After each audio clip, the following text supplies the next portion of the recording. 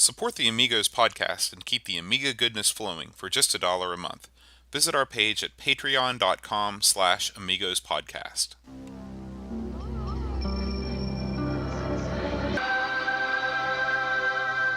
Amiga, the first personal computer that gives you a creative edge.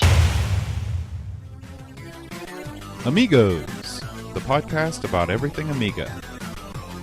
Amigos is a proud member of the Throwback Network, your home for quality retro podcasts. And now, here are your hosts, Aaron Dowdy and John Bodovkar Schaller.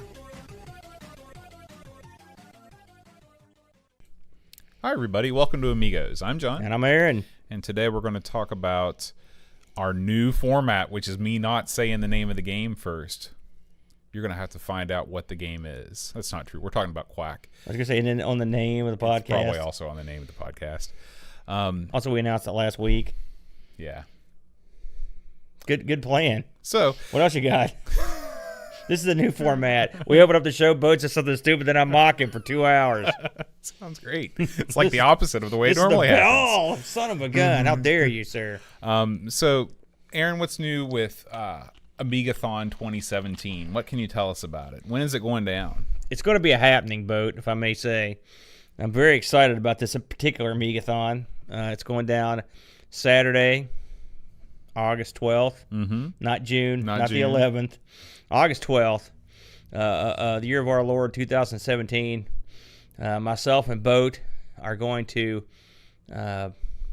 constitute ourselves with a vigorous adult beverage. We're going to plop ourselves down on yonder couch, and then for 12 straight hours, 12, sir, for 12 straight hours, we're going to hammer out old school Amiga action and serve it hot and spicy to you, the viewer and listener. And we're going to have special guests. We'll probably have some wacky antics, as we want to do. And it should be loads of fun. I am preparing myself every day by trying to play as much Amiga as possible to get ready. And physically, I've been doing 100 push-ups and sit-ups a day. And I jogged 10 miles. I believe it. It was all, track and field was in there. I had to get the mileage. Well, and it was Rocky to do the setups. And really cardio is best expressed through the fingertips. That's what right. I always say. Well, I got no comeback for that one, folks. So the Amigaathon is sponsoring the Make-A-Wish Foundation in the UK. And you can donate by going to justgiving.com/fundraising/everythingamiga. For every £1 that you donate before and during the marathon, we will play 1 minute of the game of your choice. And if you want us to play, if you don't care, if you just want to give us, give Make-A-Wish money, you're not giving us any money, then you can do that too. You can just put up some money, and it's also benefiting Quecha's Review-a-thon, which we are just past the day 1 mark. And he's off and running. When we get into the site updates, we'll talk more about that. And we also, many people have been nice to mention the Amigaathon. We appreciate people spreading the word. Yeah. Because it's a good cause. Make-A-Wish, they do a lot of good work for, these terminally ill children. And they go in and try to show them a good time there in the last few days they've got in some instances. And so they're a very reputable charity, and we're excited to try to raise a few bucks for them. And heck, I'm excited just to sit down and knock out some games. Like I said, it's been a long time since I sat around for 12 hours and played games or really did anything. Yeah. So just the fact that I'll get 12 hours of plopping around is not too bad. I've never once in my life played video games I don't even think I could say I've played for 6 hours consecutively. Oh man, I have. I would not. I have. EverQuest, City of Heroes. There's been some certain adventure games that I would get into. That's not usually my bag, but there were a couple that I really dug that I would sit and play them. Or if I get obsessed with something, but not 12. There's no way. 6, 7, yeah, but 12. Whew, that's going to be something. But we're gonna get to mix it up. We have a lot of special visitors and some. It should be fun. Yeah, and the party starts at 10 a.m. Eastern or 2 p.m. UTC. That's when every good party starts. 10 in the morning here in the USA. Get wild, get crazy. I like to get up out of 10 in the bed, morning. stretch, gargle, and then run to the party. Little hair of the dog. That's right. That's right. The bar will be open throughout the duration. I might be mixing up some more of my handcrafted artisanal cocktails. No, man. I'm going to be keeping an eye on you, Boat. And it's just going to be a lot of fun. I know that Chad's going to be by, Brent's going to be by. Haven't heard from John Marshall yet, but hopefully he'll be able to come by. Hopefully My he's not girlfriend working. Teresa and the little fella Luke will be here. Luke's very excited to play games for charity. Yep. And they're gonna be stopping by. So And I'm sure Eep will be out and about or down here. She'll be Beauty. somewhere. So you never know. you never know. really never know. I'm working on a couple people myself just to try to get them in here. So we'll see what we can do. Yeah, you got to get Hose over here. The hose. I Yeah. might be able to get the hose. over here. Wilcox. I would love to get him down here. And a few others, Matt. Yeah. So we'll see what we can do. But it'll be fun. And me and Boat are gonna knock it out, man. It should be a good time. It's going to be awesome. So let's get an update on Amigos Studios East. Oh. There's been more progress since last week. Yes, we actually are getting somewhere finally. And Boat helped out, and we really appreciate that. But we finally got the, what was it, Saturday we did that, Boat? We got the stairs installed, which was much needed, staircase. So now we don't have to crawl into the building like a bum. And we've got that taken care of. We've got the last game put in. We've got all the games lined up. And really all we're waiting on now is the outlets. We've got 4 outlets to install. We've got all the parts. Have you got the holes? You didn't drill the holes. We haven't yet, drilled the no. holes. Well, we were actually going to put some outlets in yesterday, and I could not find my saw. So, yeah, thank you. And I liked your little montage you put up on Facebook. Did you like that? That was awesome. How did you do that, man? Facebook created that automatically. Oh, really? Yeah, that was good. Yeah. I enjoyed that. We also hung the TV yesterday. That's what we did, and everything's working out okay with that. And also, I managed to use this gimmick that I've had sitting. In fact, Matt bought me these run network signals through your electrical wiring gimmicks. And I always thought to myself, this is crap. I'm never going to use this thing. And I just kind of threw them in a bag. And then it occurred to me that the running of the network to the building while the line is there, I've got to run it from where my router is to the box, and it's going to be really tough. It's not in a good place to run cable. And so I thought, what can I do at least temporarily to see if we can get this working? So I plugged those suckers in, went out, plugged one in the building. Sure enough, man, it worked great. That's awesome. Great. I couldn't believe how well they worked. Yeah, and I mean, it's been years since you received that from Yeah, that. I ran Netflix out there with no trouble, and so I figured at least for temporary, we'll just hook a wire. We'll get some kind of wireless gimmick out there, and we'll use that for a little while until I figure out how I'm going to run this other mess. I mean, it won't be forever, but the TV's up, and I've got my little console thing up, and we've got some extra chairs in there, and I've got a little fold-out table in there for us, and so we should be good to go. So all we need to do is decorating, which we haven't really gotten into that yet. So as soon as we get If the you have outlets any put in- ideas, listeners out there, That's true. The walls. Explain about the walls of. The walls of this place are literally like made of metal. They're like metal sheets of metal, and they're magnetic. So you could use magnets right on the walls. So we thought maybe we could do something with that, but I mean, I could order a crap load of like arcade posters and stuff and put them up, or some console and Amiga posters and put them up. I thought about putting up one of these wall murals. They're real nice, cool looking wall murals, but I haven't really settled on anything yet. So anyone that's got any advice for me on what a cool way to decorate would be? Yeah, I'd if you be happy have to hear it. if you have something where you've been in a situation where you've had magnetic walls to stick stuff on, and if you found any cool stuff, just write in at Amigos at How often does that happen? AmigosPodcast.com. How often does what happen? Yeah, that people have magnetic walls. Have you anybody ever seen that? anybody that's ever erected a building like yours, Yeah, but these buildings are pretty rare and obscure. are they? Yeah, I think so. Yeah, if you've ever had metal walls that are magnetic, I'd like to hear that too. I mean, I don't know. Have you ever been in a place that has No, magnetic I walls? mean, yours is the only outbuilding I've ever been in. I don't. Well, I mean, they're not all like mine. Mine is most of them are made of wood, which mine has really not that much wood except the floor. It's very strange. thick wood on the floor though. Oh man, We learned that. Oh man. Oh yeah, I forgot. We also got the air conditioner installed. We forgot about that. Now it took forever. So yeah, but it's coming. I'd say, man, we could be actually doing a show there by the end of the month. Wouldn't that be incredible? Yeah. So it's coming. Yeah. Let's go ahead and move over to the news. Let's get right out of the chute. Okay. The big story of the week. Do you know what the big story of the week is? I do. Do you want me to tell you, or do you want to say it? Well, the big story of the week, and I'll just go over it here. First of all, remember the story I read last week where there was the word on the street was that the Vampire Project had bit the dust. Well, that's the second time that's been a bullcrap story because they have not bit the dust. The Apollo team, which is the guys that make the Vampire, have released new information for what they've got coming up, and it's going to be their new things, Vampire V4 version 4, and it's going to have it's an upgrade from obviously the Vampires that they've already had out there. It's going to have the FPGA in it. It's going to fit all the classic Amigas. And the 500, the 1000, 1200, and 2000. It'll also work on the 600 with a special adapter. And it's going to have 512 meg of memory. And it's going to have a Cyclone V A5 SoC built on a 28 nanometer process. Ooh, I'm excited about that. And I don't know, but I mean, I don't know what that is exactly.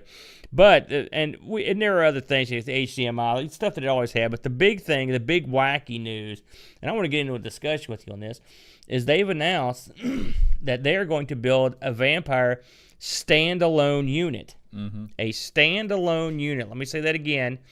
This will be well, what will it be? What do you think it is? Is it going to be, is this a new Amiga, a new classic Amiga, or is it something else?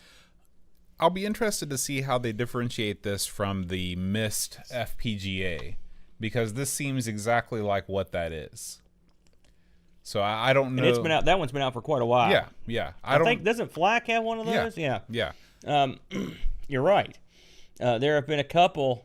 That might be the only one that's been on FPGA. There's been another group that are emulation, or like they're running like sort of a Raspberry Pi S sort of board that are sort of standalone Amiga units, but they're not really. Really, I hadn't heard about them. I think the ones remember the ones that had they were basically like an Amiga drive.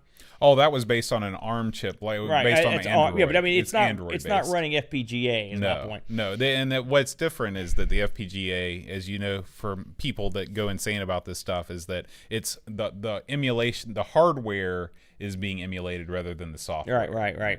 So, and I mean, and that's a whole other argument. So all that aside, assuming this, I mean, you're right. I thought about the Myst, but yeah, this is very similar, and it's a program. I mean, of course, this is going to have its own special what?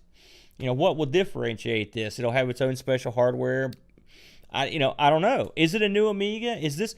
I guess that's where I was going with this. I mean, we know about the various new OS Amigas, the not classic Amigas. This one is going to be built from the ground up to be a modern spin on the classic Amiga, right? Well, I don't know. I mean, question one: will it have a disk drive? Will it have? Will it need one? Need is kind of a funny word. Well, I mean, you're right, but I mean, maybe they'll have a model that will. Is there going to be an interface? But I mean, really. In 2017, if you're someone that wants to play Amiga, like how often do I use my floppy drive? I never use it. Back up. In 2017, do you need any kind of a special standalone device to play Amiga games? Well, if you don't want to emulate them, you do. Right? Well, that's the difference, right?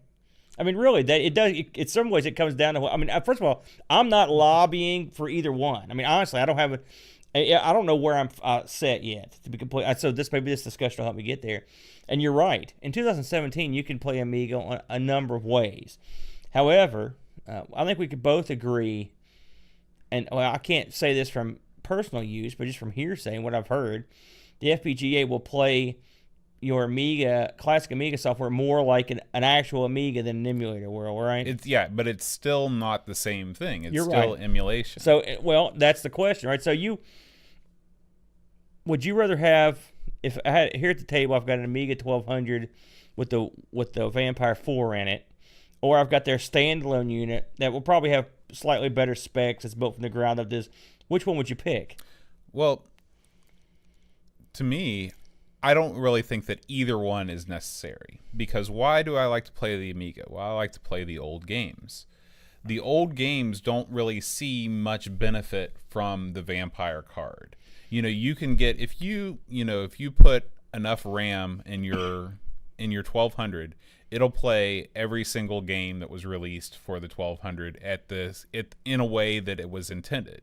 It'll play almost all, and there will be probably a handful. There probably are, but as far as the games that I am interested in playing, so for me it comes down to, do you like having classic pieces of hardware that you can look at as you're playing these games? Like I was playing the 1200 XL at my Atari earlier this week, and I loved it because I loved turning on the switch. I loved seeing the little LED light up. I liked having it in front of me and looking at it as I was playing the game. I watched you play Blue Max. Is that what you're talking about? Yeah. I love that game. Yeah. It was very good, by the way. You had a good game going there. It's funny that when you get to the city, just as a sidebar, I never exactly knew how to get to that city. I've gotten there before, and I couldn't figure out why I wouldn't get in there every time. It's a funny thing. But yeah, you're right. There's a tactile pleasure, right, from booting up your old Amiga. There's no or Atari in this case.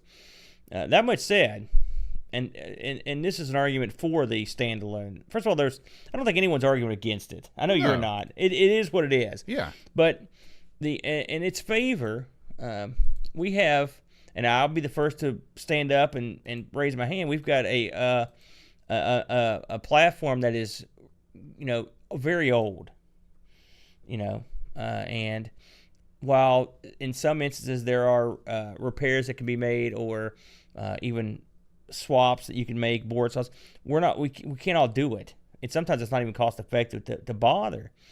And to a certain group of people, all the advancements aside, just having the ability to buy something that will run classic software just as you remember it, just as it should, and is built from new quality, hardware, is a plus. Now, I haven't read any sort of pricing on any of this stuff, and I'm sure it's not going to be cheap, So then you get into that world. Well, a standalone Amiga that costs, let's just say, and this is unofficial by any, I'm no knowledge, but if you're paying $600-700, let's say, for a standalone Amiga unit, that is an FPGA,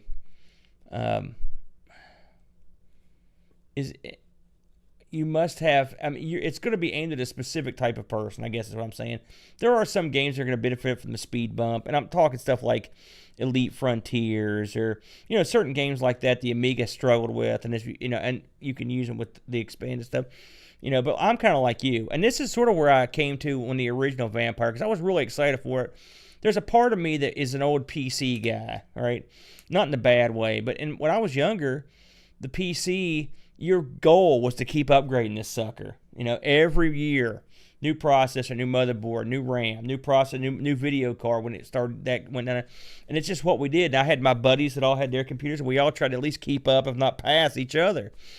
So there's a part of me in the back of my head, probably a lot of people, mostly probably men, who just want to win the race. I want to have the fastest, best. It's not that it's bad. It's not wrong.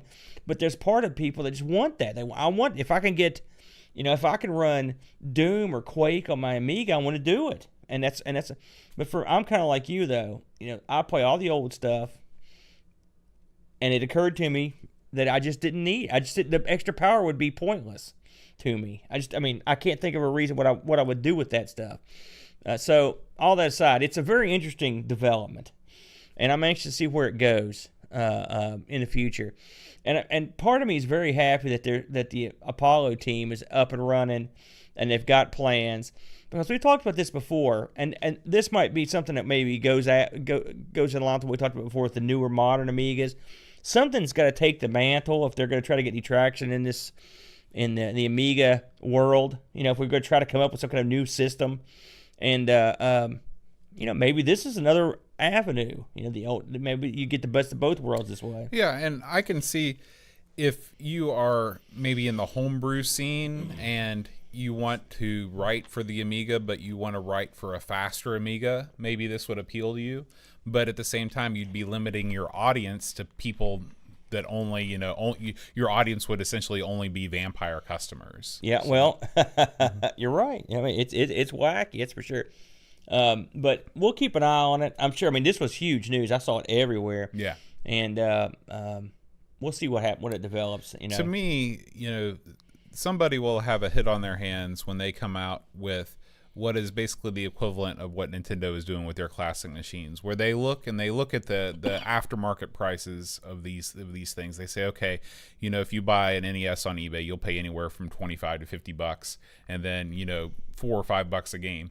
Well, what if we could sell you a new version of the cartridge or a new version of the system that has HDMI out? It comes with all of these classic games built in that you love anyway, and it comes well under the price of just buying the console. If Amiga could do that, if there could be some sort of effort to put out what looks like an Amiga 500 with a bunch of built-in games in it that has HDMI out for under $100, I'd be all over that. I don't think I'd be down with that personally. You bought every single one of those stupid plug-and-play systems. The Genesis one that was crap. You bought... actually, I think that's the only one I ever bought. No, you have other ones. I have other ones, but I didn't buy them. They were gifted to me because no one wanted them. Okay. The plug-and-play devices, I mean, I'm not saying you're missing my point here. I'm not saying it's a bad thing. I mean, there was a plug-and-play Commodore system. Right. And I heard it wasn't very good. It was, I think it was ran on the NES on a chip, emulating the C64, but...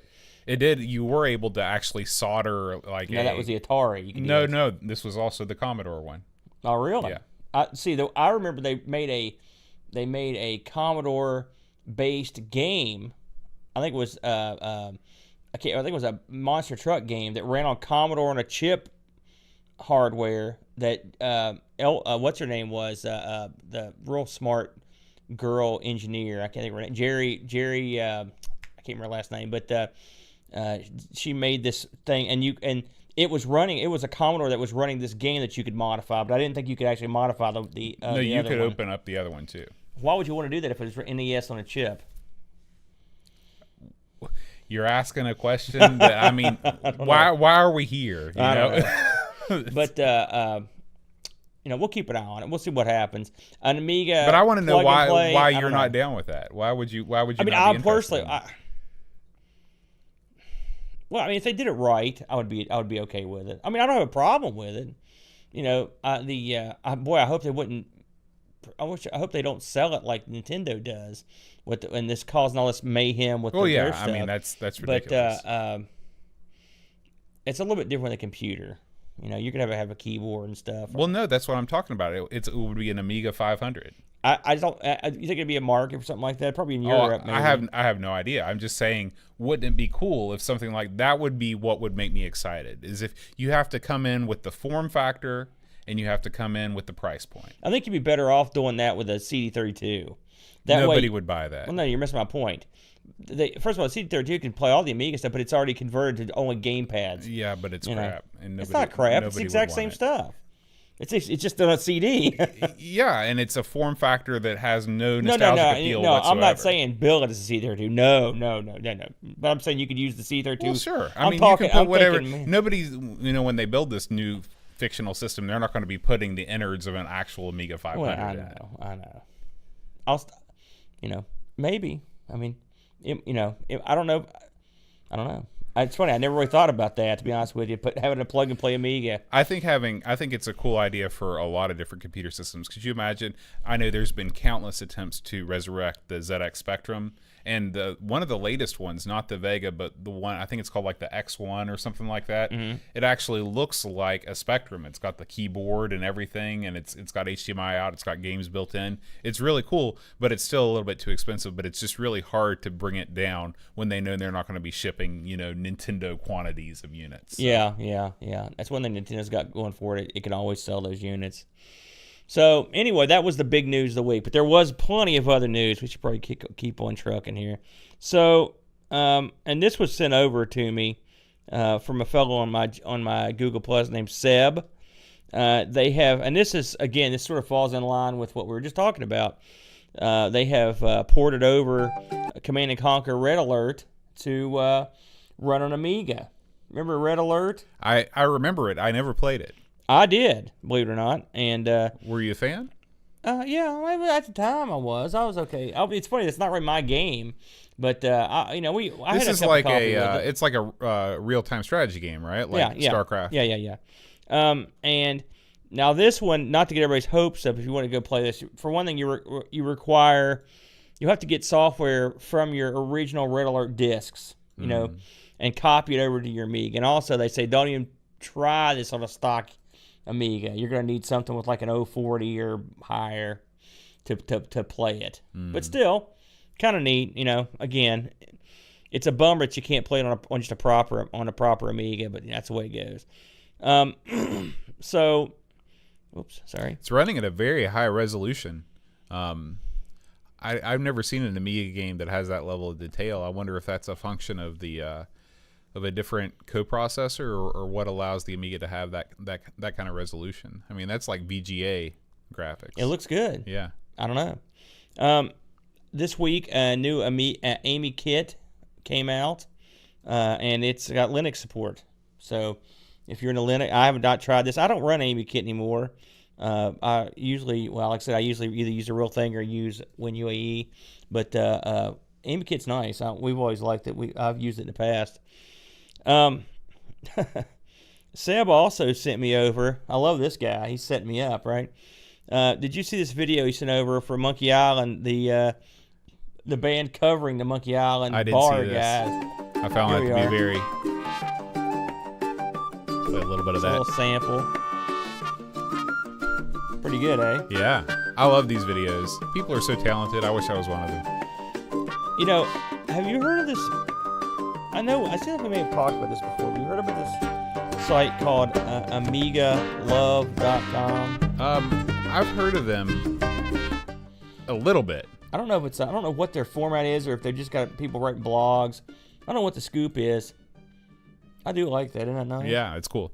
Anyway, I just happened to come across a guy who did a real nice review of Starflight, another game that would probably benefit from a faster processor. Do you remember this? This came out on the PC. Well, it sounds real familiar. It's one of those games I always wanted to jump on, but I just never did. It looked good. But anyway, I looked over the review, and the guy did a real good job and got a lot of good screenshots in there. And he was pretty in depth. I just saw it pop up when I was messing around on Reddit. Is it kind of like Star Control? Looks like I've it's not deeper played than it, Star so Control. you're asking the wrong guy. But it's one of those games. It's one of the mini games I've heard of, and I always thought, man, I need to check this out. And I never got around to it. Right.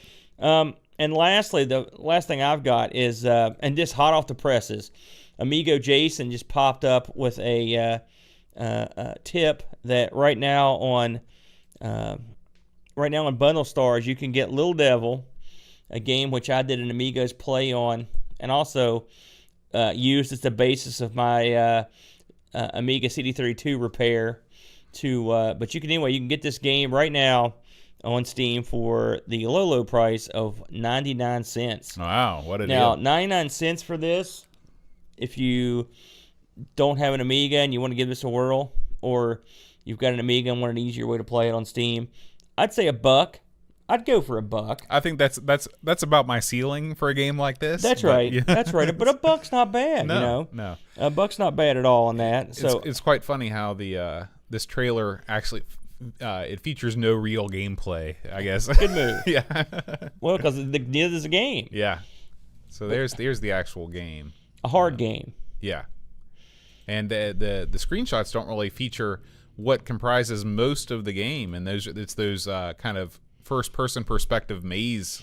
Most of the game, it should be just you dying horribly in those mazes or being lost for like 20 minutes trying to find out where you're going. I remember this game was allegedly the character came up with from someone in school, which I believe that was thoroughly debunked. Right. But still, it was a pretty neat game overall. What do you got, man?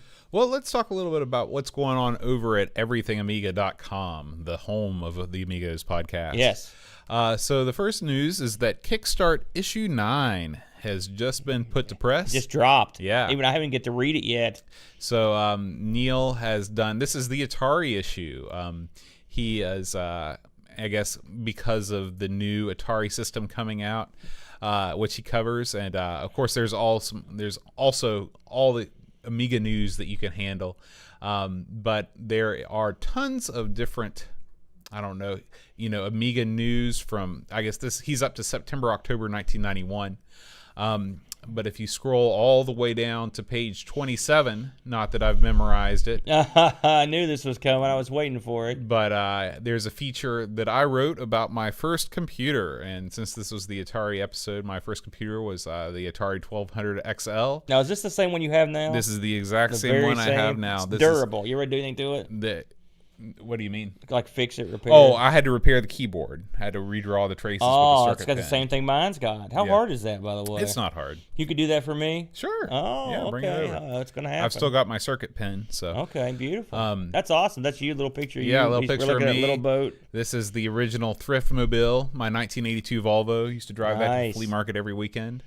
And I've also, there's a picture here of the first computer I bought with my own money, which is a Macintosh Plus, which I also still have. Did you buy that at the flea market? No, I bought that on eBay. It's funny because you were just mentioning that you took your thriftmobile to the flea market every weekend. I was listening to a recent, I think it was maybe a couple months ago, one of the Retro Asylums. I think it was Swaney was talking about going to these car boot sales, and it's not worth going to them anymore. Mm-hmm. And I have found very similarly that when you go to swap meet, I guess it's not really swap meet. Go to like your local flea market, or go around and hit some garage sales. Man, the deals, it is absolutely not. It has changed dramatically for classic computing and console games and hardware. People want top dollar. They don't want flea market prices most of the time. I mean, every once in a while you'll get lucky. But I go to or even resale shops. I was someone alerted me that the resale shop in Huntington had a pinball machine, and they were looking to sell. Did you see this come up? I saw that on Facebook. And it was a pinball machine. I would say it's maybe a C-level machine. It was a early '80s machine, and this is a resale shop. It's like a Goodwill or something. They're wanting $1,500. That's madness. Yeah. For something like that, at a resale shop, that's insanity. eBay has changed the landscape for sure. And another reason why you just never see stuff at yard sales anymore is, I mean, we're 30 years out from the machines that we care about. People have gotten rid of those machines one way or another, or they know what they have and they're selling it on eBay. Well, I will say I have matured my interests to keep up with the times.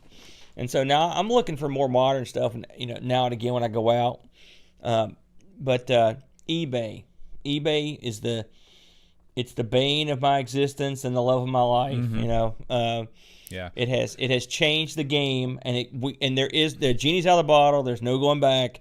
The days where you could go and get a bag of Atari cartridges for a couple bucks or whatever, or a whole system for like $5. Oh yeah, those are practically over. Well, it's funny because I bought that Mac Plus. It was one of the first things that I ever bought on eBay. I bought it in 1998, which, I mean, eBay was brand new pretty much at that time.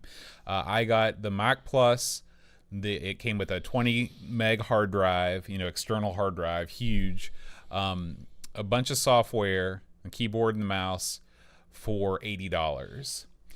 Over the past 20 years since I bought the machine, I somehow lost the hard drive and the keyboard. So I was like, well, I'll just buy a new keyboard. Do you know how much I paid for the keyboard alone? $50. So things have gone up in price. When you paid $80 for that thing, how much was the shipping on it? That would have been brutal. It was a lot. I think it was like $25-$30. I've shipped some circuit boards for arcade machines like Japan and stuff, and Australia. And and that's one thing that hasn't changed. It's gone up. Is shipping was always expensive. Now it's like mega expensive. You used to be able to get away with sending computer hardware media mail. That's right. And they've since cracked down on that. All the time, man. But anyway, check out Kickstart issue 9. Yeah, I can't wait. Live on your newsstands. I'll be now. reading that bad boy tomorrow. Nice job, man. We've also got Dream Quecha. He's been writing. He actually just listed day 2's review, so I haven't seen it yet, but this is part of Amigaathon, the Make-A-Wish marathon that we're doing. And today's game is Clever and Smart. I actually I did nose through this article, and it's a comic book or a comic magazine based game, and I've never heard of it. He says it's pretty obscure. I think obviously it's European. It looks wacky. It looks tremendously wacky, and as usual in the true Dreamcatcher style, he goes deep into depth on this, like ridiculous. I think Dreamcatcher skills are wasted here. He needs to come work with me at the lab. We could use him down at the crime lab, man, because he really gets in there. And it's funny. He did a little blurb on the game we did last week. I believe was it. What did we do last week? Oh, I can't even remember. I can't remember. That's pretty bad. Super C was 2 weeks ago. It's funny. I remember Super C so vividly. Oh, it's Sleepwalker. Sleepwalker, right? But I always marvel at how he finds this stuff. It's quite amazing. He really gets in there and finds it. I feel like I'm pretty good at looking stuff up, but man, I feel like a jerk. I'm always afraid, like, Mom, if he's going to cover this, I'm going to look like a sap. Here he comes. But he's done it again. I haven't got to read all this. I read through a lot of it. It's in depth, to say the least. So he's done that, and then day 1 of the review-a-thon was that Ed Wood classic, Plan 9 from Outer Space. A movie near and dear to my heart. Big Ed Wood fan. It's not my favorite Ed Wood movie, which would probably be I Accuse My Parents.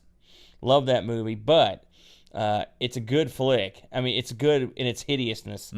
It's got that last Bela Lugosi, and of course, if anyone's seen the brilliant movie Ed Wood, which had Johnny Depp in it, it was tremendous film. I just love this. your options: nice piece of straw, nice day for gathering corn.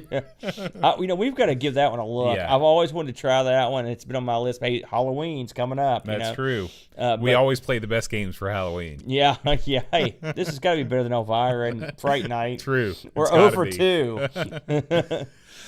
And finally, Chris Folds is back at the game again. Who? Chris Folds. Sorry, my go. falsetto wasn't working right. Wow, is that what that is?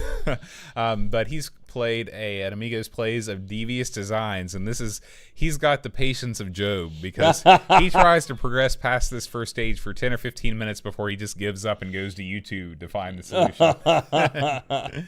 So make sure you check that out. Chris's videos are always a lot of fun. And that's it for the site updates this week. Remember that you can always check everythingamiga.com for the latest in Amiga writing and video stuff, hardware stuff. You played a couple things that aren't necessarily Amiga related, but you might as well mention those while you're here. So if you go over to our YouTube page, which is Amigos Retro Gaming. You had to think about it. Yeah. I was wondering if he's going to look something up. And if you go over there, I will go over there and show you.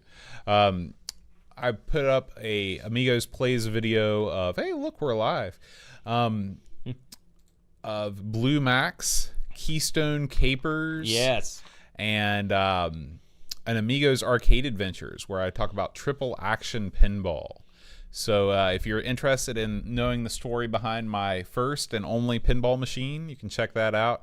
And good machine. Good video, too. You did a real good job on that one, eh? Keystone Capers and Blue Max I do on the real Atari 1200 XL, so it's unemulated. I'll tell you something about those. First of all, we've made it abundantly clear that we're both big Blue Max fans, and we're also both big Atari fans. So we're actually, again, unlike... we're not at war between. There is no war for us between Atari and Commodore. Right. We both grew up playing. Well, you didn't grow up playing Amiga, but we both have gotten into both. And I will say, the one itch that the Atari does for me is it bridges that gap between the early consoles and when PC sort of took over the gaming, and even before the Amiga took over. So you get these games that they'd put out like. Keystone Capers, which is of course, a lot of people are familiar with the brilliant Atari 2600 version of that, but the Atari 1200 crushes it, and it's so good. I've played it over here the first time, and I was just like blown away by how great it was. Keystone Capers is just a fun game. Cops and robbers, simple as hell, but playable. So I watched all of that, and then I watched you play Blue Max. And Blue Max, I mean, it's one of those games that's never been done right. I mean, it was perfect. It was just perfect the way they did it. I loved it. Loved that game. And the fact that there's no Amiga version of that, it makes me sad. Well, there is an Amiga version. Well, not that the game. problem is it's a horrible abomination. Don't be fooled like I was. Yeah. Before we move on, Okay. you mentioned something I want to talk about. I'm going to extend this sucker because I want to talk about this. I want a discussion. We have not talked about this. Speaking of Atari, what do you think of this? And actually, this kind of falls in line with your Amiga idea, the Amiga in a box. Mm-hmm. What do you think about this Atari box? And what do you think it's going to be? And what do you think the viability of it as a something to catch on, make a few bucks is? Well, they haven't released a lot of information about it yet. And I think that the people that are behind it are trying to learn as much as they can from their prospective audience before they sort of finalize the details. They don't want another chameleon on there. Right. So there have definitely been plenty of missteps to learn from when it comes from the mini console or the remade console thing. I can only speak to what I would think of as the perfect version of this machine for me. The perfect version of this machine would be something that it would come with a ton of games built in. You could fit almost every, first person or first party Atari release on there. And we're talking the 2600. 2600. And, you can do it one of two ways. You could either say, okay, we're going to put 100 games on this thing. You've got to have Activision games on there. You can't get away with just having Atari games. So they've got to make a deal with Activision. Because that ship sailed. They've got plenty of those, yeah. But then I think the way that you keep this thing going is, you connect it to online. You put up online leaderboards, just like Xbox Live Arcade used to do. And I guess Steam still does. And then you have a store, and you don't charge an arm and a leg for stuff. You charge, I think the iTunes model, the reason why iTunes worked was because everything was 99 cents. If you charge 99 cents for a game, and maybe the game that you really, really like wasn't in that top 100, but you'll shell out, 99 cents is an impulse buy, to get, Moonlander or whatever you want to play. I'll tell you, now, we're along the same lines on some of this. My scenario is more of a Atari connoisseur, if you will, in terms of the console side. What this thing absolutely will have is loads and loads of 2600 games. Will they have the third-party Magic, Activision, that gang, US Gold, or whatever? Who was it? Used to make US Classic, whatever it was. It's tough. Who knows? But if you want me to get interested in this thing, there are three things you need to have, right? You need to have some sort of online availability to buy, like you said, for some live leaderboards and to buy new content.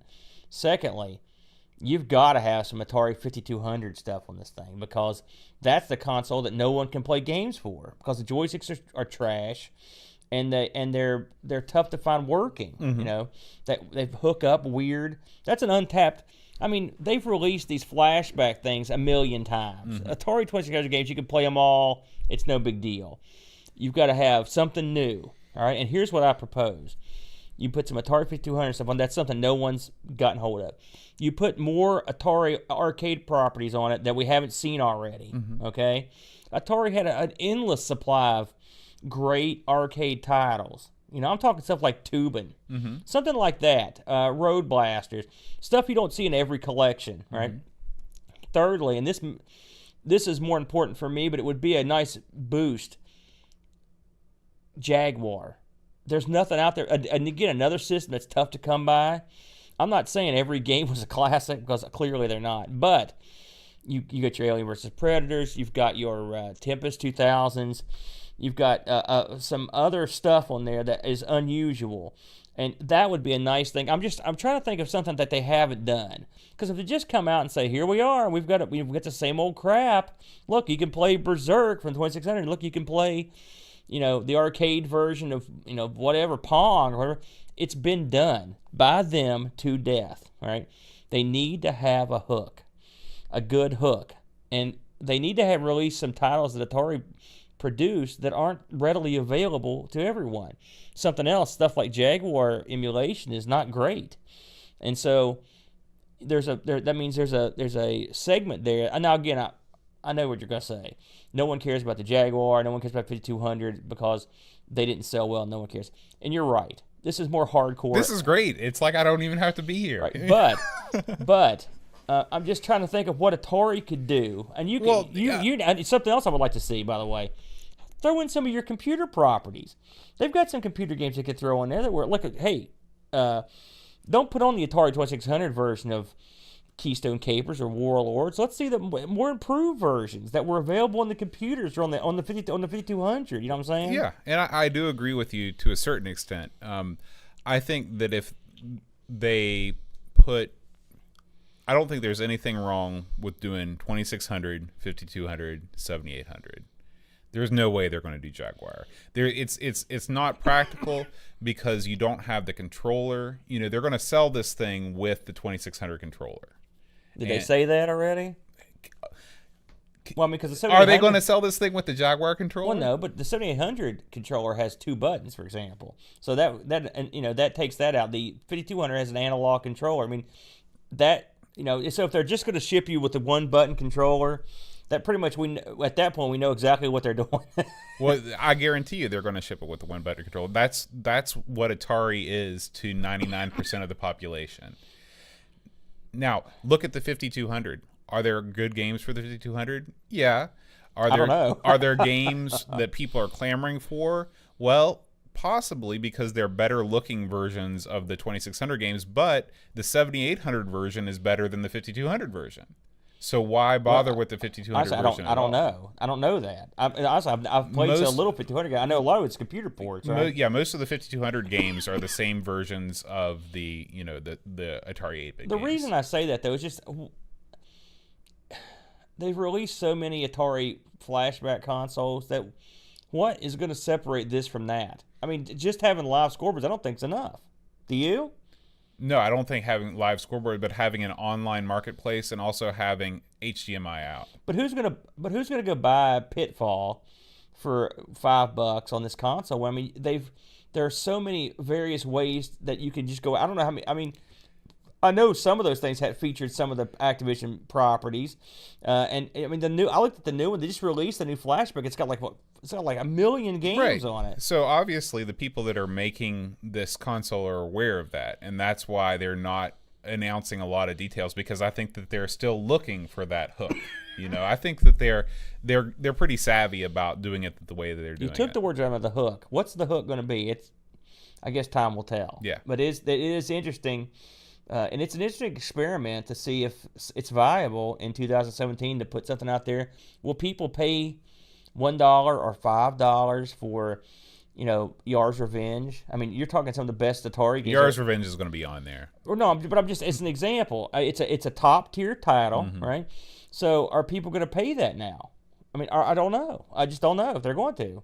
And I don't know if there's a market there. So we'll find out. We'll find out. I want to talk to you about this last week. I forgot, so I'm glad we got into it. Yeah. All right. Well, let's go ahead and dive in to our monthly Amigos shout out. Okay. So, Aaron, you have decided which site we're going to shout out to this month. Yeah, Indie Retro Gamer. We love them. So let's go ahead and. All right. Is that it?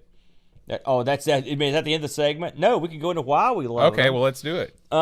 Well, if you go to my Google Plus page very much, okay, perhaps we should start by calling them the correct name. Indie Retro News. There you go. .com.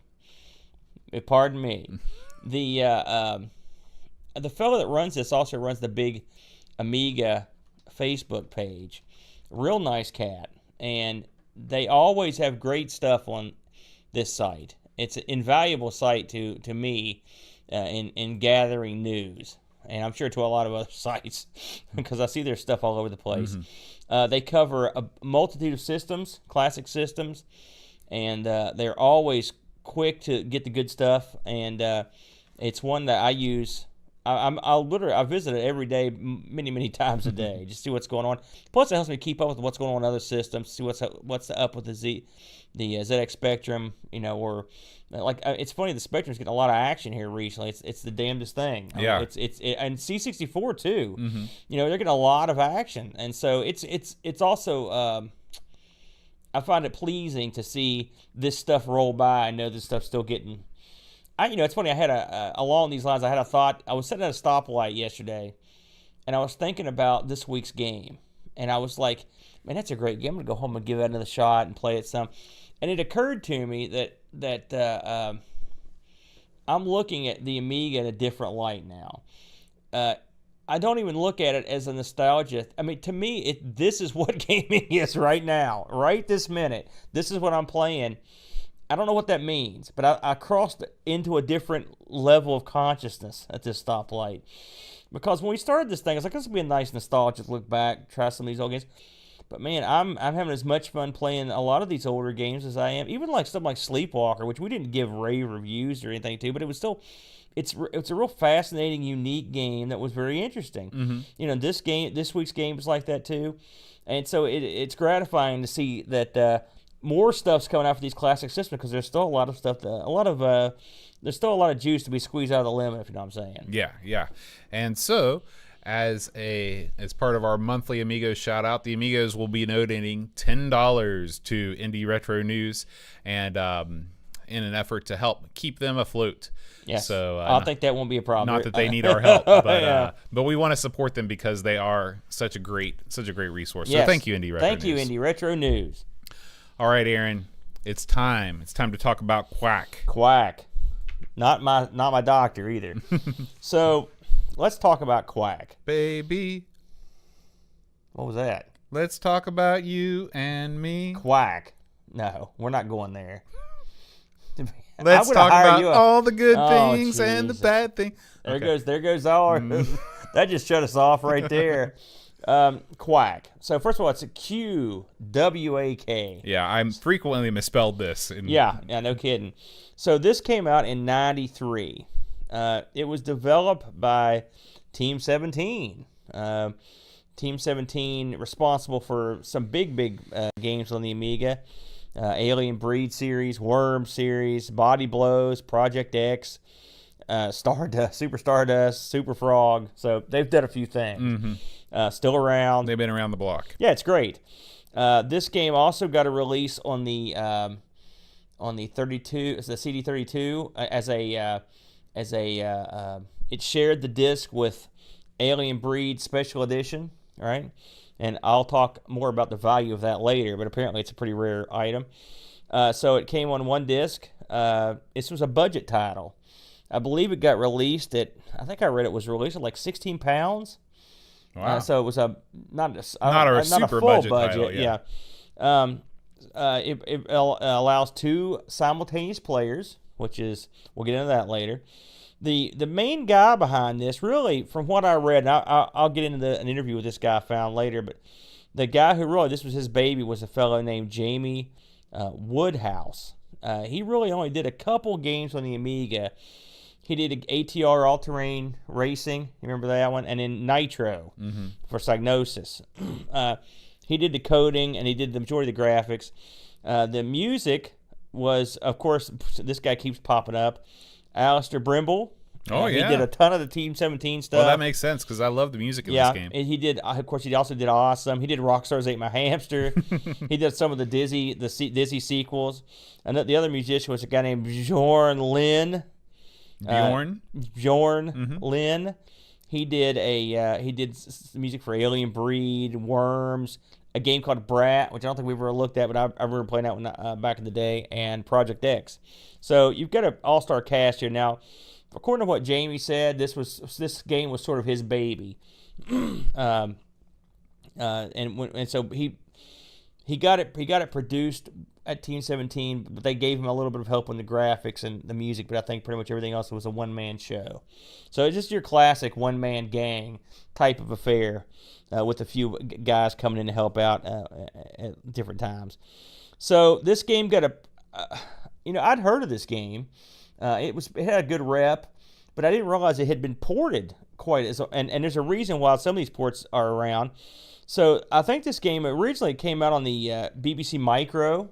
I've looked at the BBC Micro edition, and it is quite a bit different than what we played. It also came out on the Apple Macintosh, if you can believe that, OS 10. This was the one thing about Woodhouse. Oh, did you say OS 10? Yeah. Okay, so it was a recent release for the Mac. I think it was 2006, maybe. Woodhouse here keeps, and he admittedly does this, he keeps remaking his game for newer stuff. Hey, there's also nothing wrong with there's that. An iPhone, an iPad version, and he even released a Game Boy Advance version. Yeah. And a PC version as well. The Game Boy Advance version he sold at his website along with the PC version. I don't know if I read that the Game Boy Advance version was no longer available, but he may still be selling the PC version. I'm not 100% sure on that. Yeah, it's interesting to look at some of these ports. You're right. The BBC Micro version is totally different. I mean, it's the stages are one color. The baddies are much simplified. It definitely looks like an 8-bit version of the game. The Game Boy Advance version and the PC version look pretty similar. The PC's got a little bit more detail. The Game Boy Advance version, though, has some really neat backgrounds to the levels, and looks like the stages are a little bit bigger too. So I will say, from what I read, Jamie said that the Game Boy Advance version is almost a direct port of the Amiga version. Okay, very similar. And he said the Game Boy Advance screen lent itself quite well to this game. And it looked, I will say, I watched some footage of the Game Boy Advance version. It looked great. I mean, it looked just like the Amiga version, so it must have, and apparently it plays quite well, and apparently it's pretty popular. Yeah. One thing that I think that the Game Boy Advance version does that the Amiga version doesn't do is scroll. I don't think that the Amiga version scrolls at all. I'm assuming that's to work with in the confines of the Game Boy screen. Probably so. So do you want to tackle explaining this game? Sure. Well, this is a single-screen platformer. And actually, I don't think that that's true. I disagree with you about that. The Game Boy Advance has the same resolution screen as the Amiga, I think. Well, I think that the stages are just bigger. Well, I mean, this is from the man himself. He said it was pretty much a direct port of the Amiga version. Okay. So take that what you will. But anyway, this game is a single-screen platformer. So most famous examples of this are games like Pac-Man. Early arcade games, Donkey Kong, where the background doesn't change, but each round, each wave, you get a sort of new structure that you explore. In Qwak, you are a duck, and your job is to collect fruit and various other power-ups, collect keys to escape from whatever room that you're in, and move from level to level without coming into contact with bad guys. These bad guys include various ghost-like objects, other weird animal things. The enemies are varied, and they're well animated. Your character itself, your duck is not the best animated creature in existence. Only his feet move when he moves, but it's not a Huckleberry Hound type situation. It's a little bit better than that. This is a 2-player simultaneous adventure. It can be, so you and your buddy can play, again, Bubble Bobble style if you want to use that as a touchstone. This game is frequently compared to Bubble Bobble, although the play mechanics, Aaron was right in saying, are more like Rodland than Bubble Bobble, in that you're collecting various things throughout the level, and your job is not only just to destroy all the bad guys. It's funny, like Bo said, in the object of this is every screen you collect the keys, and once you get all the keys, the door opens and you can leave. Right? Simple. And I will say that sort of simple gameplay in a game like this I find appealing, and so I'm going to be that guy that says I would prefer this to Bubble Bobble. I just like that game element, and this game doesn't choke. It's not super difficult. It's not easy, that's for sure, but it's not super difficult, and it doesn't it's a nice, loose and easy game to play. The control feels good, and it's not manic most of the time. Now that much said, it can get manic. One thing this game does is, like Boat says, it has 2 players simultaneous. That adds a different element to it. I know I played this a lot with my son this week, and I knew he would love it because we both played the heck of a Rodland, and this was right up his alley. And so the 2-player aspect of it changes some things. You can screw each other over, among other things. But the game is cute, like Boat said. I wouldn't say the enemies in it are as interesting as in some of these other type games. They don't move quite as in interesting ways. Does that make any sense? I mean, but on a flip side, that's a sort of a game element, because as you pick up various fruits and items that are in the game, you effectively are releasing the creatures to go popping around the rest of the screen. They're basically trapped a lot of times until you get them. Of course, the gimmick is a lot you have to release them to get the stuff you need. So you have to basically there is quite a bit of strategy involved in how you proceed about picking stuff up. Another thing is your duck throws eggs, and there are various types of eggs that you can throw, but you have a limited quantity, and once you run out, you're not boned, but it ain't easy. Right, because you don't have to destroy all of the enemies to finish the level. In fact, the only thing you need to do in each level is pick up the keys and leave. Right. The rest of the things that you pick up are either power-ups or things that give you extra life. In a sense, you can take more hits before you die, or just bonus points. Or sometimes there's a thing that gives you flight. There are bonus times that do certain things. This game can be real complicated to explain. It can be real simple, and the simple version is get all the keys and leave. I mean, really, that's boiled. I mean, you could give someone the controller and say, "I read docs on this, just to make sure I wasn't missing anything," And the documentation is pretty slim. Get the keys and leave, and it gives you a few hints on what you're going to be up against. But I mean, it sounds simple, but when you look at the screen, there are your duck doesn't fly unless he's got a special hat. So often there are areas of the screen you can't get to unless you ride balloons, for example, or hop on your buddy, stuff like that.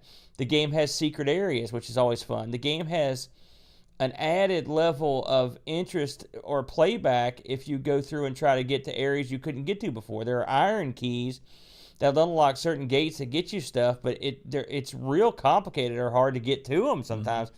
Another element of the game is that the game board has a hole in the bottom. I mean, and normally in a game you fall through the hole. What happens? You get killed. In this one, you just come out the top. Yeah, and again, this is a Parasol Stars Bubble Bobble type deal. Right, but it adds an element to this because of getting to places you couldn't get before. It's very clever, and you could tell in an interview I read with Jamie, he was talking about his influences for the game. Of course, he was a big, according to him, he was a big arcade nut, and he admits that he probably came across Bubble Bob or a few of these other, or some people say this game sort of has different elements, different games, but he mentioned the games that he really were into at the time were like Crawl. I thought that was an interesting one to pick out. Gauntlet, Defender, Star Wars. So really a bunch of games that have little to nothing to do with a game called Flicky. Oh yeah, Flicky's great. So he mentioned that, and so. But he said he really didn't have any inspiration. He just basically this was a seed out of his mind, and he doesn't really compare it to those. I mean, he says there are certain elements that he could understand that you could compare it to, but really, he thinks it's its own game. And I sort of agree. I mean, this could easily, if he would have called up the people over at Taito and said, "Hey, I got one here for you," this could have easily, with some graphic tweaking, fit right into the Taito collection when it came out. One thing that he does that's very clever is that it drops you in different places like if you die on the screen, when you come back, you're not going to be in the same place. It also mixes up the exits. Like one room might have 2 or 3 different ways out, but you don't know which one's going to be the exit until it pops. It will change the placement of stuff. So every time you play a level, it's different to a certain degree. It's a little bit procedurally generated. Right. But I mean, that's pretty clever. It is. You don't get that a lot in games, especially games like this. He did mention that he, of course, he did that to prolong the gameplay, and it works. I mean, you can. It makes it pretty interesting to go back and replay, and but I mean, still, the good thing is even though that happens, you can still sort of keep your strategy on that level. So there are 80 levels. There are, and at the end of halfway through the levels, you'll get a bonus stage. I only got to play one of these because I never got that. Did you ever get to level 20, Bud? No. I never got to level 20, but I did get to play one of the levels. And on the bonus levels, basically, you just the one, at least the first one, you just collect a bunch of fruit, and try not to get hit by enemies. And when you lose, you're out of that bonus level. There's also every 10th level, I believe it is, you come to an end boss or bosses. I got past the first boss, and then me and Bode actually played a partnered game up and did pretty well, I think. And they beat the first set of bosses. They're not super tough. And this is one of those games that is this is one of those classic games to me that's simple to play and get into, but it can be very addictive. It's not like last week's game where I was so frustrated I just wanted to jump out a window. This one is one of those games. It's just like an old shoe. Like right when I booted it up, I'm like, oh, I see what we're doing. And I knew right away. I was like, I'm gonna be okay with this one because they're not reinventing the wheel. Right. It's an iteration on a winning format. A variation on a theme, and it works. Now, what were your high and low points, Bo? I like the way that you collect. There's a lot of things to collect. One of the things that I wish that they would have included on the play screen itself was kind of your progress towards completing the goal. For example, that you have to get a certain amount of gems or certain colors of gems to get your reward, but there's no display of that on the game screen. You have to wait until the screen after the level to see that. So it would have been nice to be able to track your progress as you were playing. Again, I wish that your duck would have been a little bit better animated. It would have been nice to have a jump animation that wasn't just him levitating into the air. But apart from that, I really don't have a lot of complaints. I think that the 2-player mode is a lot of fun. They give you, an incentive to not. It's called they give you sort of a pacifist bonus if you go through a whole stage without shooting anything. In 2-player mode, you get an extra point bonus. Yeah, even less easy in 2-player mode. That's a fact. So there's stuff that you can do there. I really like, the monsters are all different, but they're all sort of they all kind of have the same theme. They're almost like they're wearing face masks, kind of a weird sort of thing. But they're very cutesy. Yeah, very cutesy. It's very Bubble Bobble inspired. That's probably the most Bubble Bobble inspired part of the game, are the enemies. But this is just another one, just like Rodland, that I'd never played before, but I know I'll go back to. It's a really, really fun thing. It's funny. This is a game I'd heard about for years and years. And there's, the guy I love, Shane Monroe, he would rave about Qwak. And it's a game I was just, it's not the kind of game I was like, I just want to, but I mean, there's a certain inherent playability to these games, these Tato and their light games. It's just, they're fun to play, they're lighthearted, they're colorful. People say stuff's colorful and you're like, that's so, but I mean, there must be something to it that just stimulates the brain. 'Cause this is a beautiful game, great music, we mentioned. And a lot of stuff to love. Now, it is not perfect, and I can tell you a few things I don't like.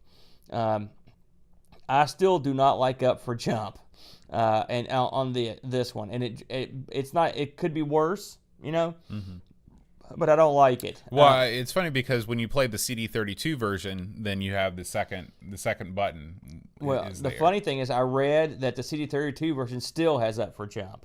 And it was a problem with it.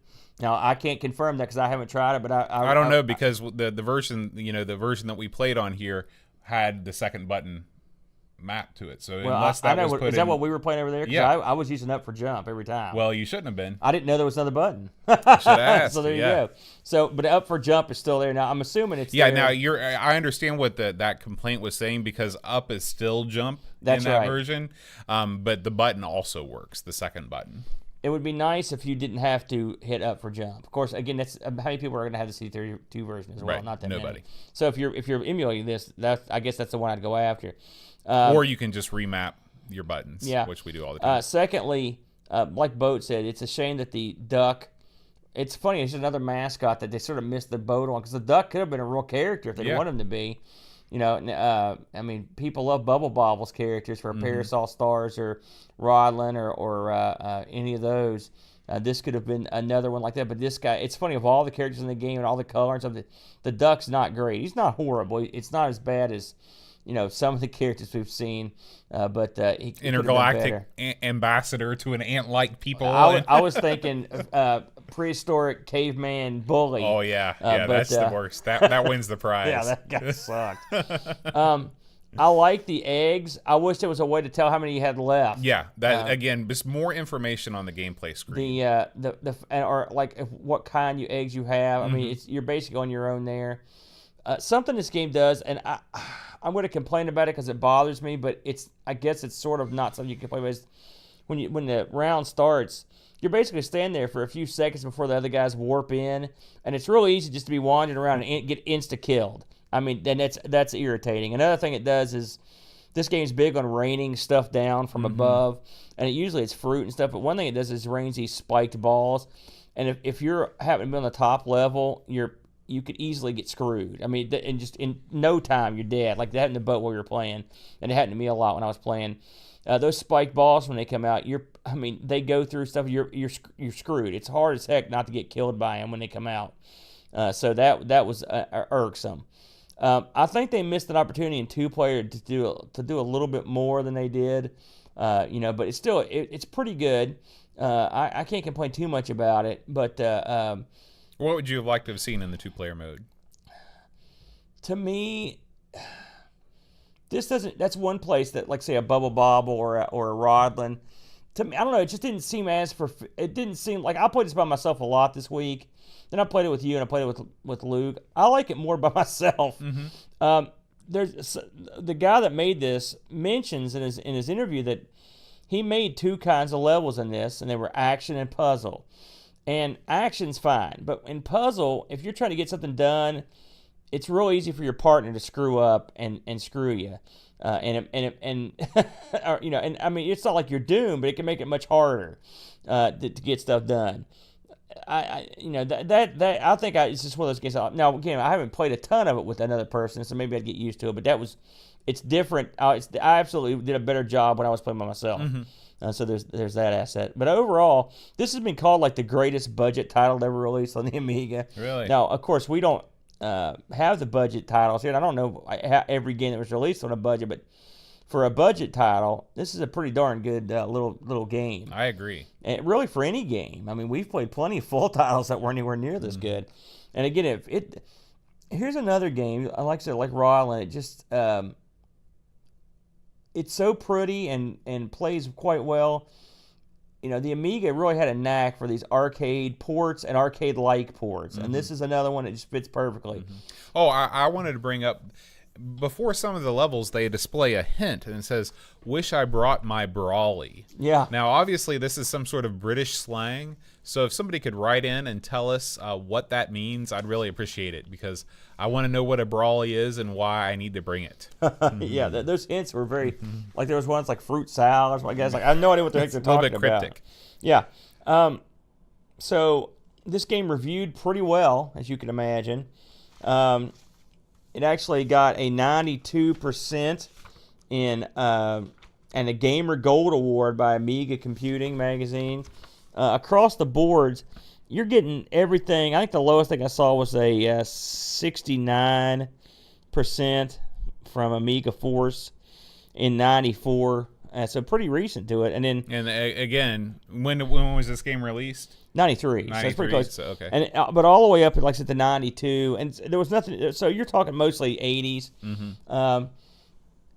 It's funny that this got. I would think this were. I mean, Rodlin reviewed quite well, as I recall, and you would think this would be somewhere in the ballpark. I mean, I will say, is this as polished as the Tato games? Probably not quite as polished. Right.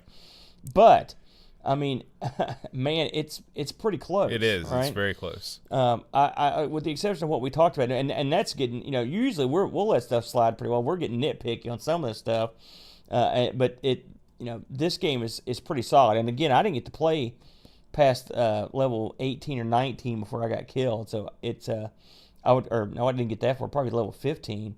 So I'm anxious to kind of get better at it. Mm-hmm. But as a 2-player game, despite the fact what I said, it's still a lot of fun. Anything you can play with 2 players, together is fun. This kind of game, and me and my kid had a blast at it. I wouldn't say we were the most proficient players, but we had a good time playing it. Any parting thoughts on it, Bud? No. I mean, you said really all that I want to say. Let's get to the eBay action. Yeah. So, this game, I looked up a couple different options on this. There's a game up right now, a boxed copy of this in the UK, $52 or best offer. That was it in terms of just Qwak. I found a fellow in Spain that had sold the CD32 version of this, the Alien Breed Special Edition with Qwak, and it was a done deal. He'd gotten paid $152 US. Wow. For the CD, and that, of course, that's just the CD in the jewel case. There's no box. That's a lot of money for a CD. And one would wonder if the guy was paying for Alien Breed Special Edition or for this. I don't know. So someone wanted it bad, and that's all I saw, and that was all the history that they had too. So that's that was sort of surprising, to me. Yeah. Something else I wanted to mention. Speaking of money, when I was reading this interview with the creator Jamie, they asked him if the game had performed well for him, and in terms of making him some money. And this guy, it was so sad. He's basically said he took a bath, and he said once that he said he had nothing bad to say about Team 17. They did a good job with him, and he was happy with them. He said, but pretty much after that, he said to produce everything himself and distribute it, and he's gotten killed. And so he's still trying to, I don't know if he's still making this stuff or not. But get this. This is the part I wanted to get to. They asked him what his favorite version of this game was, and he said the best version by a mile is the last PC version he did. He did a version of this in the 2000s for the PC, and as the time this interview was written, which I think was like 2007, he had talked about, and I don't know if this ever got released because I couldn't find out, he was working on a version of Qwak that came with a level editor. Now that would be interesting. Yeah. To be able to sit down like a Load Runner style and make up your own levels for Qwak. Right. So I don't know if that ever happened. I'm looking into it, and I'll report back if I find anything. I just stumbled upon that right before we went to air. But it's a very intriguing that you could. I mean, and you could see where a level editor might be kind of fun to play with. Yeah. Given the way this game's set up. Oh, sure. It would be pretty interesting. Being able to place all the goodies and everything would be really So fun. overall, I give it my personal opinion. I think it's a fun game. I think Woodhouse did a good job. This is an unusual title for Team 17, I think. But all of their titles are unusual titles well, for yeah, Team 17. but I think they probably saw this and they were like, "We got to make. This is going to be a winner." And then I'm sure it sold quite well as a budget title. Yeah. And like I said, it's got a real good rep. I think on Lemon, it's got a score up around 8.5, which is pretty high. Yeah, it's good for that site. So great game. Yeah. I really enjoyed it. I was pleasantly surprised. Let's check in with the chat here. As always, you can watch us live on YouTube Gaming. We got a couple questions. Let's see. Jason asks, philosophical question. When is an Amiga not an Amiga anymore? Yeah. Well,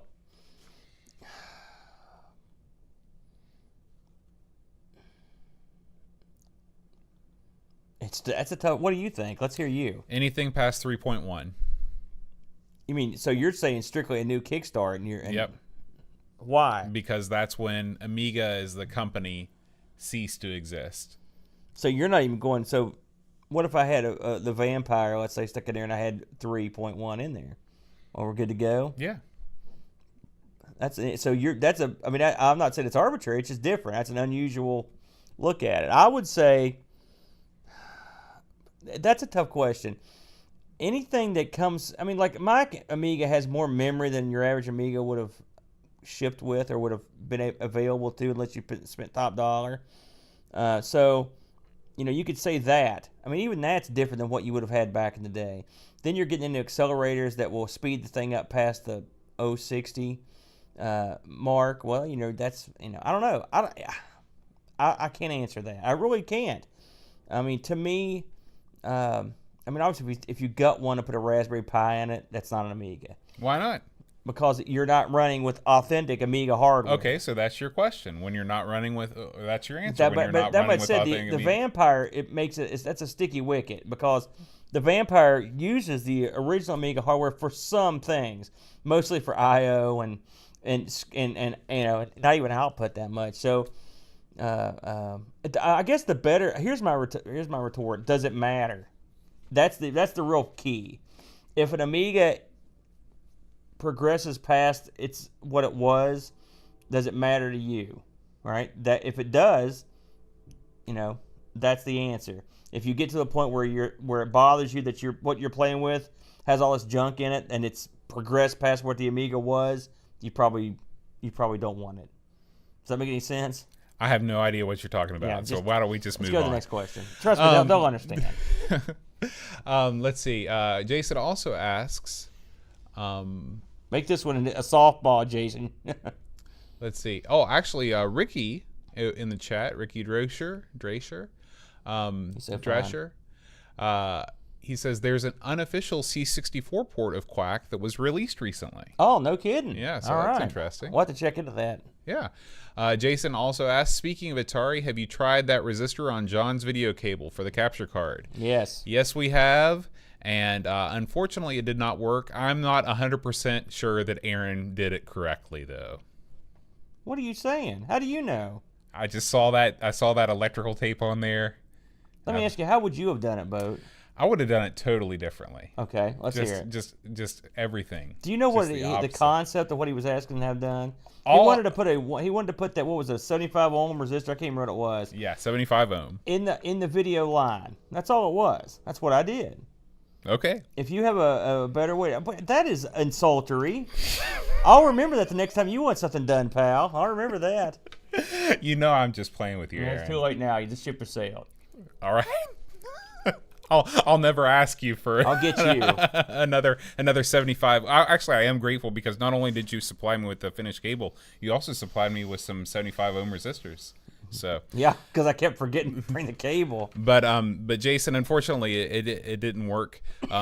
If you have any other ideas about what might be causing that, because Aaron discovered also just yesterday that his XEGS, which has legitimate just composite video out, it also you run into the same issue where the colors aren't right. I have looked into this, and okay. I think I have an answer. Atari's video out is not standard, okay? Right. It is goofy, okay? And it's goofy, and that's why these capture cards have trouble understanding the signal. It's not a standard signal out. Now, there is an easy fix, real easy. And all you have to do is basically run your Atari through a VCR, and then take the output from the VCR and run it into your capture card you're in. I've already done that. It doesn't work. Really? Yes. I read that as a sure fix. How's that possible? I did exactly what you just described because Jason told me to try that months ago. It looks exactly the same. Well, I'll look into that with now. Maybe I just have like a bad VCR.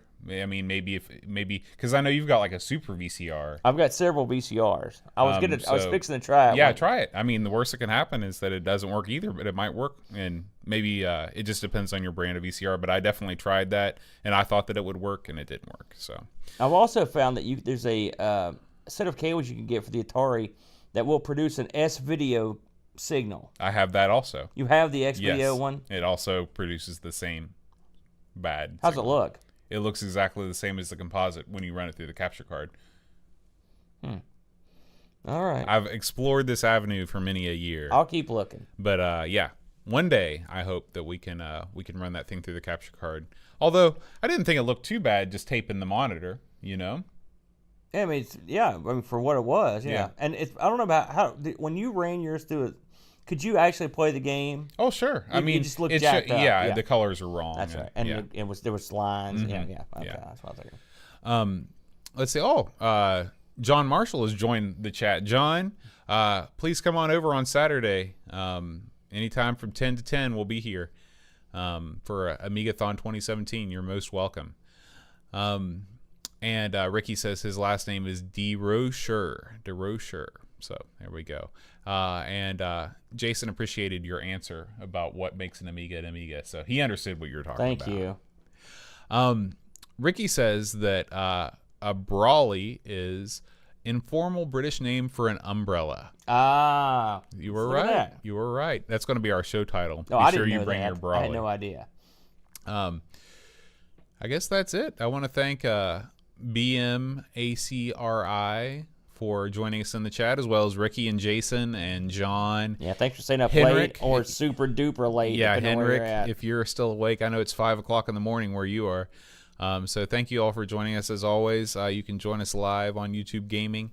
And next week, we are not going to have a normal show, but we will be posting the Amigaathon 2017 archive next week. It'll take me probably a whole day just to chop it up into bits and put it up onto YouTube. But like a highlight reel type of a thing? Yeah. Very good. And so please make sure and join us on Saturday if you can. We'd love to have you.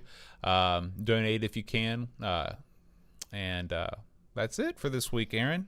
Yeah, we hope to see everybody on the Amigaathon. You know what we should do is we should auction off our next game since we don't have one to announce.